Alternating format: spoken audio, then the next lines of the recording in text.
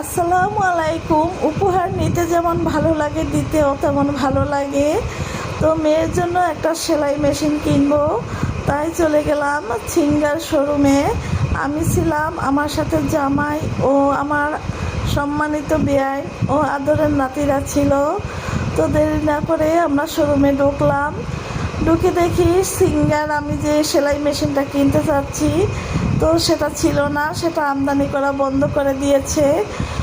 তো কি আর করা, অন্যগুলো দেখলাম, টিভির দাম দেখলাম এবং ওভেনের দাম দেখলাম।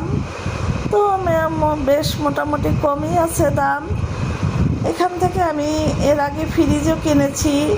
আমার সিঙ্গার কোম্পানি সবসময় পছন্দের, কারণ এই জিনিসগুলো টেকসই হয় এবং সহজে নষ্ট হয় না। তো যাই হোক, এখানে কিছুক্ষণ ঘোরাঘুরি করে আবার চলে গেলাম সেই খিল খেতে সিঙ্গার মেশিনের জন্য। ওখানে পেয়ে গেলাম, যদিও দামটা একটু বেশি ছিল, আমাদের কাছ থেকে 9,500 টাকা রাখছে সিঙ্গার মেশিন। তাও অরিজিনালটা পেয়েছি কিনা আমি বলতে পারবো না, কারণ এই সম্পর্কে আমার কোনো ধারণা নেই। বেআইন আবার একটু চালাইয়ে দেখলো সেট করে, তো দেখা যায় মোটামুটি ভালোই চলতেছে।